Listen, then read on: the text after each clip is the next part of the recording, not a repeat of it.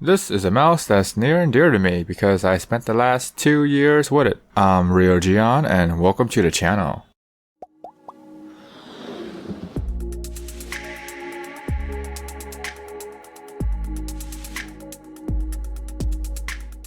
This is pretty much your garden variety mouse that you would often get when you work in an office. Everything about this mouse is ordinary, which makes it great for office use. Now, if you host game nights in your office and you're playing with this, then maybe this is not the best mouse for that. But if you're doing like every single day office tasks, like navigating through software, going through Excel, this is the one. There are dents on each side of the mouse so that you can rest your thumbs. This is a ambidextrous design, so you have that going for you, which is nice. There's the HP logo in the front, which might annoy some of you if you don't like to see logos on products. Besides that, looks-wise, this mouse is something that you'll most likely forget, yet it could be the mouse that you remember the most.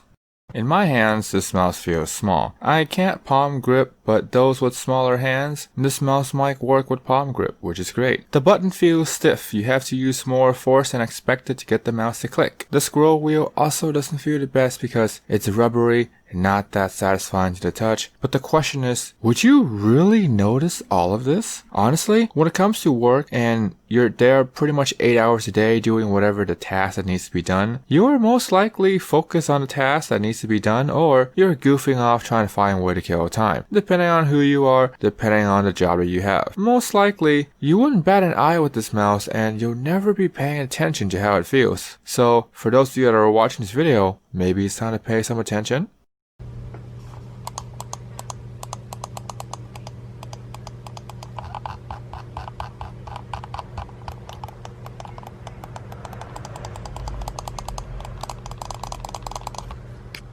On the back of the mouse there are 3 rubber pads that help the mouse slide, and for the most part it does the job. It's not the best, it's not the worst, at least from my experience. There is the optical sensor which helps the mouse track, and overall, in terms of sensitivity and getting the job done, this is fine. In terms of gaming potential, you're watching the wrong video. This is for far away from any kind of gaming potential. The cable is rubber, the USB tip is silver, so I think most of you guys might like that combination.